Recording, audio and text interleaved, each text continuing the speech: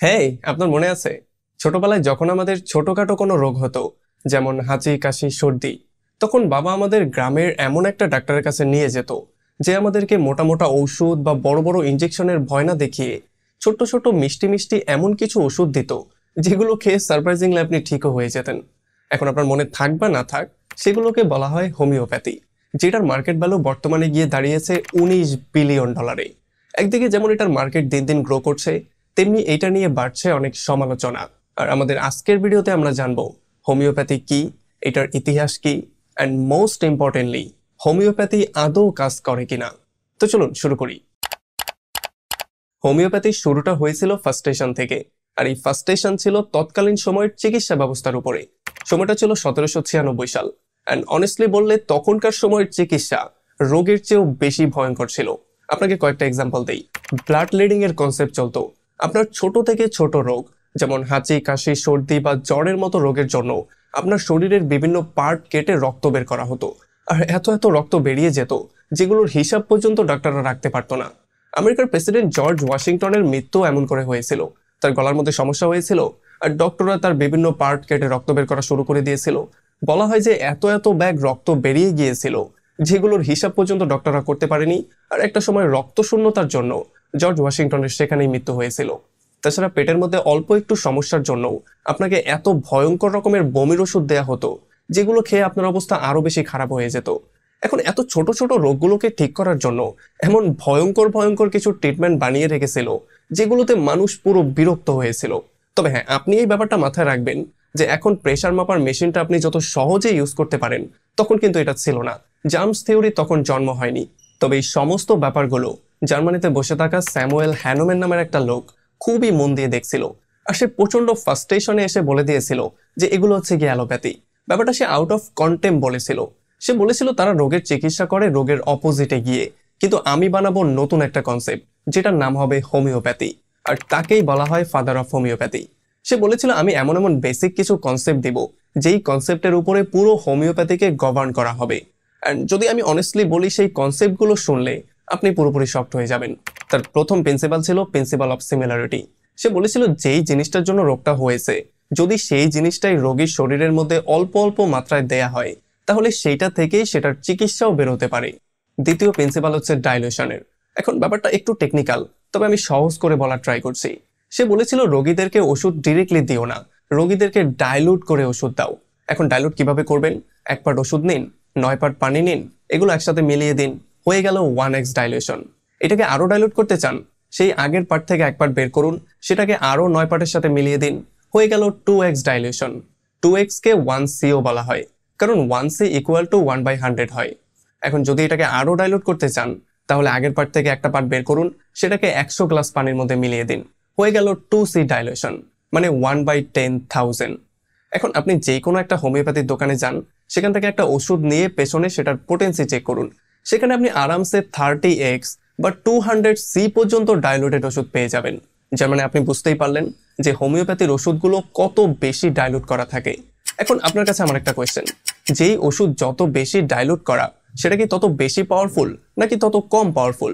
এখন যদি আপনি কম বলে থাকেন তাহলে আপনি ভুল, কারণ স্যামুয়েল এটার পেছনে খুবই ইন্টারেস্টিং একটা কারণ বলেছে। সে বলেছে যখন ওষুধগুলোকে ডাইলুট করা হয়, তখন এগুলোকে শুধু পানির মধ্যে মিলিয়ে দেয়া হয় না, এগুলোকে ভিগারাসলি ঝাঁকানো হয়।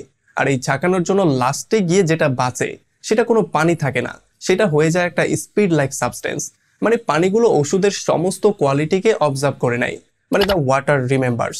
আর এই প্রিন্সিপালটা নিয়েই হোমিওপ্যাথির ক্রিটিক্সরা বিভিন্ন রকমের কোয়েশ্চেন করে যে আসলে হচ্ছেটা কি, যেই ওষুধে যত বেশি পানি মিলানো হয় সেই ওষুধ তত বেশি পাওয়ারফুল হয় কি করে। এখন এই ব্যাপারটা নিয়ে আমরা ডিটেইলি আলোচনা করব। তবে এই ব্যাপারটাও জানা খুবই জরুরি যে যদি হোমিওপ্যাথি নিয়ে এত প্রবলেমই থাকে, তাহলে এইটা ওয়ার্ল্ডে এত পপুলার হলো কি করে। এটার প্রথম কারণ হচ্ছে গিয়ে অ্যালোপ্যাথির প্রতি মানুষের ভয়। দেখো, যখন হোমিওপ্যাথির শুরুটা হয়েছিল, তখন কিন্তু এটা শুরু হয়েছিল একটা অল্টারনেটিভ মেডিসিন হিসেবে, কারণ তৎকালীন সময়ের মেডিকেল প্র্যাকটিসেস মানুষকে প্রচন্ড বিরক্ত করে দিয়েছিল। আর বর্তমান সময়েও অ্যালোপ্যাথির সাইড ইফেক্ট, এটার রিয়েকশন, আরো বিভিন্ন কারণে মানুষ প্রচন্ড বিরক্ত হয়ে হোমিওপ্যাথি বা এমন অল্টারনেটিভ অন্য মেডিসিনের দিকে শিফট হয়ে যায়। আর আপনি একটু চিন্তা করে দেখুন, এত মোটা মোটা ওষুধ আর বড় বড় ইনজেকশনের চেয়ে এই ছোট্ট ছোট্ট মিষ্টি মিষ্টি ওষুধগুলো কতটা অ্যাট্রাকটিভ মনে হয়। দ্বিতীয় কারণ হচ্ছে গিয়ে বড় লোকদের থেকে হোমিওপ্যাথির সাপোর্ট। আসলে প্রথমে আমার মনে হতো যে যারা অ্যালোপ্যাথি অ্যাফোর্ড করতে পারে না তারাই হয়তোবা হোমিওপ্যাথির দিকে শিফট করে, কিন্তু আমি ছিলাম সম্পূর্ণ ভুল। কারণ রয়্যাল ফ্যামিলির কাছেও হোমিওপ্যাথির ডাক্তার ছিল। কুইন এলিজাবেথ টু এর কাছে 17 বছর যাবত একটা হোমিওপ্যাথি ডাক্তার ছিল। আর তাছাড়া 2019 সালে প্রিন্স চার্লস তো এমন একটা কোম্পানির সাথে জয়েন করেছিল যারা কিনা হোমিওপ্যাথিকে প্রমোট করে। জার্মানিতে দেখা গেছে যারাই হোমিওপ্যাথি কনজিউম করে তাদের মধ্যে বেশিরভাগই হচ্ছে গিয়ে আপার মিডল ক্লাসের। তাছাড়া সুইজারল্যান্ডের মতো একটা দেশ যেখানে কিনা হোমিওপ্যাথিকে পাবলিক হেলথ কেয়ার হিসেবে কাভার করা হয়, সেখানে বেশিরভাগ হোমিওপ্যাথি কনজিউম করে ইয়াং ফিমেলরা। 3 নম্বর কারণটা হচ্ছে গিয়ে সায়েন্টিফিক টেম্পারামেন্ট রিলেটেড। 6টা ইউরোপিয়ান দেশ মিলে একটা রিসার্চ করে এটা বের করেছে যে সমস্ত মানুষের মধ্যে সায়েন্টিফিক টেম্পারামেন্ট বা সায়েন্টিফিক আন্ডারস্ট্যান্ডিং একটু কম ছিল তারাই বেশিরভাগ সময় হোমিওপ্যাথির দিকে শিফট হয়েছিল। আচ্ছা, এই রিসার্চ থেকে আরো একটা ব্যাপার বেরিয়েছে যে সুইজারল্যান্ডে যে সমস্ত ইয়াং ফিমেলরা হোমিওপ্যাথি কনজিউম করতো তাদের মধ্যে বেশিরভাগই হচ্ছে গিয়ে হায়ার এডুকেটেড। এই জন্য সায়েন্টিস্টরা বলেছে যে এডুকেশন আর সায়েন্টিফিক টেম্পারামেন্ট দুটার মধ্যে যে লিঙ্ক হবে ব্যাপারটা এমনটা না। কারণ ইউরোপিয়ান কান্ট্রিগুলোতে মোস্টলি সেই সমস্ত মানুষদেরকেও হায়ার এডুকেটেড হিসেবে ধরা হয় যারা কিনা ছোটবেলায় আর্টস বা লিটারেচার নিয়েছিল।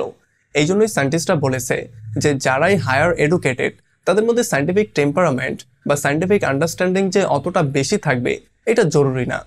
তো এখন আপনি জেনে গেলেন যে হোমিওপ্যাথি পুরো ওয়ার্ল্ডে কিভাবে এত পপুলার হয়ে গেল।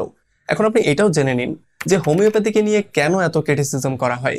আসলে বেশিরভাগ ক্রিটিসিজমই হোমিওপ্যাথির মেইন 2টা কনসেপ্ট নিয়ে করা হয়। প্রথমে বলা হয় যে ভাই অ্যাভাগাড্রো নাম্বার নামেরও একটা নাম্বার আছে, যেই নাম্বারটার বিয়ন্ডে যদি আপনি কোনো সাবস্টেন্সকে ডাইলুট করতে থাকেন তাহলে এন্ড অফ দ্য পয়েন্টে সেই সাবস্টেন্সের একটা মলিকিউল পর্যন্ত পাওয়া যাবে না। আর এই নাম্বারটা 12C বা 24X পর্যন্ত হয় যদি আমরা হোমিওপ্যাথির টার্মসে বলি। কিন্তু হোমিওপ্যাথির ওষুধ তো পাওয়া যাচ্ছে 30X 200C পর্যন্ত ডাইলুট করা। এই জন্যই ক্রিটিক্সরা বলে যে যদি আপনি 30X ওয়ালা ওষুধ খান তাহলে আপনাকে 30,000 লিটার ওষুধ খেতে হবে শুধুমাত্র মেইন ওষুধের এক মলিকিউল পাওয়ার জন্য। তাহলে এত বেশি ডাইলুট করা ওষুধ এত পাওয়ারফুল হয় কি করে?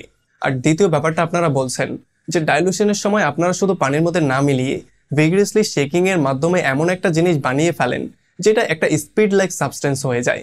এটা নিয়েই ক্রিটিক্সরা বলে যে তাহলে রিভারের মধ্যেও তো কত পানি আছে, মানে ডাইলুশনও অনেক বেশি, আর রিভার অনেক জোরে জোরে বয়েও যায়, মাঝে মধ্যে পাথরের মধ্য দিয়ে, মাঝে মধ্যে ঝর্ণা হয়ে নিচে পড়ে, মানে অনেক বেশি ভিগারাসলি শেকিংও হচ্ছে।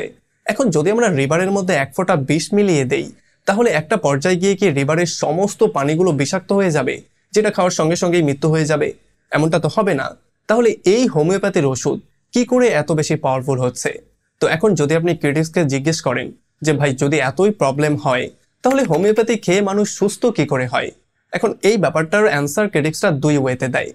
প্রথম ব্যাপারটা ক্রিটিক্সরা বলে যে যখন আপনি একটা হোমিওপ্যাথি ডাক্তারের কাছে যান তখন সে কিন্তু 2 মিনিটের মধ্যে আপনাকে একটা মেডিসিন লিখে দিয়ে দেয় না, অথবা এটাও বলে না যে 2-4টা টেস্ট করো, হসপিটাল থেকে ওষুধ নিয়ে খাওয়া শুরু করো। ব্যাপারটা এমনটা হয় না। এখানে ব্যাপারটা হয় পুরোপুরি উল্টো। একজন হোমিওপ্যাথি ডাক্তার তার রোগীর পুরো লাইফস্টাইলটাকে জানে। এরপরে যখন সে তাকে ওষুধ দেয় তখন সে ওষুধের সাথে তাকে অনেকগুলো কন্ডিশনও দেয়। সে তাকে বলে দেয় যে আপনার লাইফ থেকে এই জিনিসগুলো বাদ দিতে হবে আর এই জিনিসগুলো ইনক্লুড করতে হবে, তাহলেই হোমিওপ্যাথি কাজ করবে, আর নয়তো হোমিওপ্যাথি কাজ করবে না। এই জন্যই ক্রিটিক্সরা বলে যে মাঝে মধ্যে ওষুধের চেয়ে লাইফ চেঞ্জিংটা বেশি কাজ করে। এই জন্যই হোমিওপ্যাথি খেয়ে মানুষ সুস্থ অনুভব করে। দ্বিতীয় যেই কারণটা ক্রিটিক্সরা বলে সেটা হচ্ছে গিয়ে প্লাসিবো ইফেক্ট। আসলে মাঝে মধ্যে প্লাসিবো ইফেক্টও কাজ করে। যেমন আপনি যদি কাউকে একটা ওষুধের খোসা খাইয়ে দেন আর বলেন যে এটা ওষুধ তুমি খেয়ে নাও, তখন ওষুধটা খাওয়ার সঙ্গে সঙ্গেই সে ফিল করবে যে আচ্ছা আমি ওষুধ খেয়ে নিয়েছি, তার মানে আমি ভালো হয়ে যাব। এটাকেই বলা হয় প্লাসিবো ইফেক্ট। ক্রিটিক্সরা বলে হোমিওপ্যাথি খাওয়ার পরেও মানুষজন এরকম একটা ফিলিং পায় যে যেহেতু আমি ওষুধ খেয়েছি সেই জন্য আমি ঠিক হয়ে যাব, আর এই ইফেক্টের জন্যই তারা সুস্থ অনুভব করে। আর এই জিনিসটা আপনি বিভিন্ন রকমের ভাইরাসের টেস্টিংয়েও দেখতে পারবেন। যখন তারা ভ্যাকসিন বানায় তখন কিছু লোককে আলাদা করে তারা চিনির টুকরো দেয়, কিছু লোককে ভ্যাকসিন দেয়। এরপর তারা এই জিনিসটাকে জাজ করার ট্রাই করে যে আসলে চিনির টুকরোটা ভ্যাকসিনের মতোই কাজ করে কিনা। যদি চিনির টুকরোটাই ভ্যাকসিনের মতো কাজ করে তাহলে তো সবাইকে চিনির টুকরা খাইয়ে দিলেই হয়, ভ্যাকসিনের তো কোনো মানেই হয় না।